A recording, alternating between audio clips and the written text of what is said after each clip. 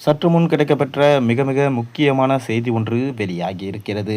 ஸ்டாலின் அவர்களின் மனைவி துர்கா ஸ்டாலின் அவர்களை டெல்லிக்கு விசாரணைக்கு அழைத்து சென்று அங்கு அவரிடம் பல விசாரணைகளை செய்ய உள்ளதாகவும், அதன் மூலமாக கருப்பு பணங்களை ஸ்டாலின் அவர்கள் பதுக்கி வைத்துள்ளாரா, அந்த கருப்பு பணம் பதுக்கி வைக்கப்பட்டுள்ள ரகசிய அறை எங்கு உள்ளது என்பதை குறித்தெல்லாம் விசாரணை நடத்தவும் திட்டமிட்டிருக்கிறதாக தற்போது சமூக வலைதள பக்கத்தில் வேகமாக பரவி வருவதை நம்மால் பார்க்க முடிகிறது.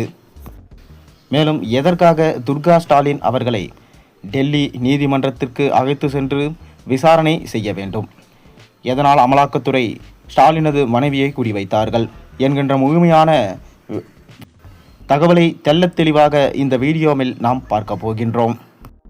திமுகவின் இந்த 4.5 ஆண்டு காலத்தில் துர்கா ஸ்டாலின் இல்லாமல் எதுவும் இல்லை என்கின்ற தகவல் தற்போது கிடைக்கப்பெற்றிருக்கிறது. அதாவது ஒரு சில விஷயங்களை, அதாவது ஒரு சில இடத்தில் ஒரு அமைச்சர் இருக்க வேண்டுமானால் அது துர்கா ஸ்டாலினை கேட்டுதான் ஸ்டாலின் அவர்கள் செய்வார். அவர்கள் வேண்டாம் என்று சொல்லிவிட்டால் துர்கா ஸ்டாலின் என்ன சொல்கிறாரோ அதையே ஸ்டாலின் கேட்பார். ஆனால் துர்கா ஸ்டாலின் சொல்லிதான் திமுக தலைவர் ஸ்டாலின் அவர்களுக்கு இந்த பதவியே கிடைத்தது. அவர்தான் ஆரம்பத்தில் கோவிலாக சென்று பூஜைகளை செய்து கடைசியில் ஸ்டாலின் அவர்களுக்கு இந்த முதலமைச்சர் பதவி கிடைத்தது. ஆரம்பத்தில் முதலமைச்சர் அவர்களின் மருமகளாக இருந்தேன், இப்போது முதலமைச்சர் அவர்களின் மனைவியாக இருக்கிறேன். தொடர்ந்து துர்கா ஸ்டாலின் மீண்டும் தனது கணவர் ஸ்டாலின் அவர்கள் 2வது முறை அரியணையில் ஏற வேண்டும் என சிறப்பு பூஜைகளையும் தற்போது செய்து வருவதாக சமீபத்திய பேட்டி ஒன்றில் அவர் சொல்லியிருந்தார்.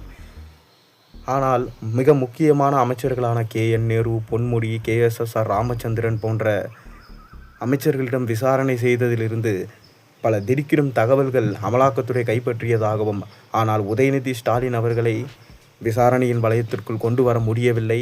அதனால் துர்கா ஸ்டாலின் மற்றும் அவரது மகள், மருமகள் போன்ற முக்கியமான ஆட்களிடமிருந்து இந்த 4.5 ஆண்டு காலத்தில் ஊழல் பணம் எவ்வளவு சேர்க்கப்பட்டது, அதன் ரகசிய அறை துர்கா ஸ்டாலினுக்கு தெரிந்திருக்க அதிக வாய்ப்பு இருப்பதாகவும், எங்கே அந்த ரகசிய அறை இருக்கிறது என்பது போன்ற விசாரணை செய்யதான் துர்கா ஸ்டாலின் டெல்லிக்கு அழைத்து செல்லப்படுவார் என்கின்ற தகவலும் தற்போது வெளியாகி இருக்கிறது.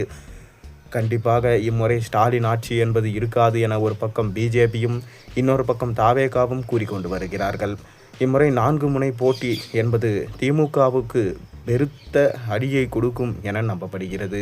பொறுத்திருந்து பார்ப்போம், திமுக இம்முறை வெற்றி பெறுகிறதா இல்லை தோல்வியை தழுவுகிறதா, துர்கா ஸ்டாலின் அவர்களின் பூஜை பரிகாரங்கள் அனைத்தும் ஸ்டாலினுக்கு நன்மை செய்கிறதா? நீங்கள் என்ன நினைக்கிறீங்க? உங்கள் கருத்துக்களை மறக்காமல் கீழே கமெண்டின் வாயிலாக தெரிவியுங்க.